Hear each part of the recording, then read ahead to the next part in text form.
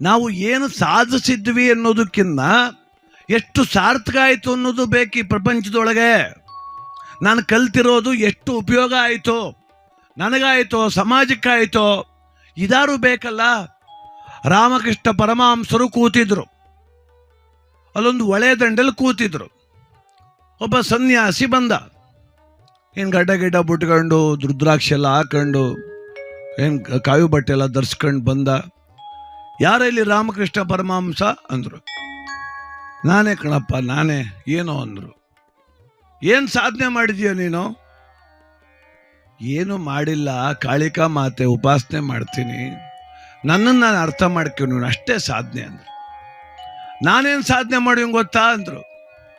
ಏನು ಮಾಡಿದ್ಯಪ್ಪ ಅಂದರು ರಾಮಕೃಷ್ಣ ಪರಮಹಂಸರು. ನೀರ್ ಮೇಲೆ ನಡೀತೀನಿ ನಾನು ಅಂದರು. ನೀರ್ ಮೇಲೆ ನಡೀತೀನಿ, ಎಲ್ಲಿ ನಡೆದು ತೋರಿಸು ಅಂದರು.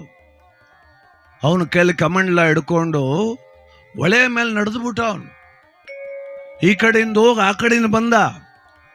ಸಾವಿರಾರು ಜನ ನೋಡಿ ಸಂತೋಷಪಟ್ಟು, ಆಹಾ ಎಷ್ಟು ಚೆನ್ನಾಗಿ ನಡೆದ್ನಪ್ಪ ಪುಣ್ಯಾತ್ಮ, ನೋಡು ನನ್ನ ಸಾಧನೆ ಎಷ್ಟು ದೊಡ್ಡದು, ನೀನು ನಡೆದು ತೋರಿಸ್ತೀಯಾ ಅಂದ್ರು ಅವರು. ಅದಕ್ಕೆ ರಾಮಕೃಷ್ಣ ಪರಮಹಂಸರು ಹೇಳಿದ್ರು, ಈ ನೀರ್ ಮೇಲೆ ನಡೀದ ಕಲಿಕೆ ಎಷ್ಟು ವರ್ಷದಿಂದ ಸಾಧನೆ ಮಾಡಿದ್ಯಾ ನೀನು ಅಂದ್ರು. 30 ವರ್ಷದಿಂದ ಸಾಧನೆ ಮಾಡಿ ಕಲ್ತೀವನಿ ಅಂದ್ರು.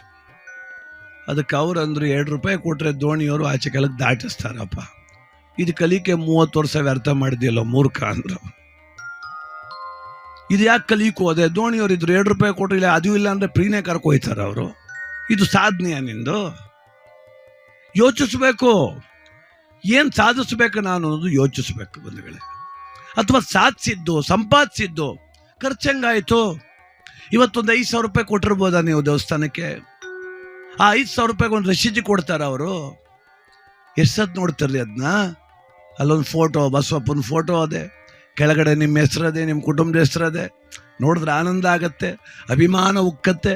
ನಾನು 5,000 ಕೊಟ್ಟೆ, ನಾನು 5,000 ಕೊಟ್ಟೆ ಅಂತ ಊರಿಗೆಲ್ಲ ಹೇಳ್ಕೊ ಓಡಾಡ್ಬೋದು, ನೆಂಟ್ರಿಗೆ ಹೇಳ್ಬೋದು, ರಶೀತಿ ಶೋಕೇಶಲ್ಲಿ ಇಡ್ಬೋದು, ಬೀಗರಿಗೆ ಹೇಳ್ಬೋದು, ಅಳಿಮೈಂಗೆ ತೋರಿಸ್ಬೋದು ಅಲ್ವಾ? ಅಪೋಲೋ ಆಸ್ಪತ್ರೆಗೆ 5 ಲಕ್ಷ ಕಟ್ಬಿಟ್ಟು ಯಾರಿಗೆ ತೋರಿಸ್ಯಪ್ಪ ರಸೀತಿಯ? ತೋರ್ಸೋಕೆ ಅದು ನೋಡಿ ಹೆಂಗೆ ಕಟ್ಟಿವ್ ನೋಡು, ಹೆಂಗೆ ಕಟ್ಟಿವ್ ನೋಡು ಅನ್ನೋಕಾದ ಕಟ್ಟು ನೀನು ಹಣೆ ಬರ ಬಂದದ್ದೇ ಅಂತ. 5,000 ರೂಪಾಯಿ ಕೊಟ್ಟದ್ದು ಸಂತೋಷ ಕೊಡ್ತು, ನೀವೇ ಖರ್ಚು ಮಾಡಿ ಅದನ್ನ ಆಸ್ಪತ್ರೆಗೆ ಖರ್ಚು ಮಾಡಿ ಬಂದ 5 ಲಕ್ಷ ಯಾಕೋ ಬೇಸರ ಉಂಟು ಮಾಡ್ತು. ಅದಕ್ಕೆ ಭಗವಂತನ ಮುಂದೆ ಒಂದ್ಸಲ ಕೇಳ್ಕೋಬೇಕಂತೆ, ನಾನೇನೋ ಸಂಪಾದಿಸ್ತೀನಿ, ನಾನು ಸಂಪಾದನೆ ಮಾಡೋದು ಸ್ವಲ್ಪ ಒಳ್ಳೆ ಮಾರ್ಗದಲ್ಲಿ ಖರ್ಚಾಗುವಂಗೆ ಮಾಡಪ್ಪ. ಬೇಕಾದ್ರೆ ನಿನ್ನ ಸನ್ನಿಧಾನದಲ್ಲಿ 1,000 ಜನಕ್ಕೆ ಅನ್ನ ಹಾಕ್ಬಿಡ್ತೀನಿ. ಯಾರೋ ಬಡ ಮಕ್ಕಳು ಓದೋಕ್ಕಿಲ್ಲ ಅಂದರೆ ಅವ್ರಿಗೊಂದು 20,000 ಹಣ ಕೊಟ್ಬಿಡ್ತೀನಿ. ಧರ್ಮ ಕಾರ್ಯ ಯಾವುದಾದ್ರು ಆದರೆ ಅದಕ್ಕೇನಾದರೂ ಒಂದು ಸಹಕಾರ ಮಾಡ್ತೀನಿ. ಸುಮ್ಮನೆ ವ್ಯರ್ಥವಾಗಿ ಎಲ್ಲೆಲ್ಲೋ ಕಟ್ಸಿದ್ರೆ ನನಗೂ ಹೊಟ್ಟೆ ಬರೀತದೆ.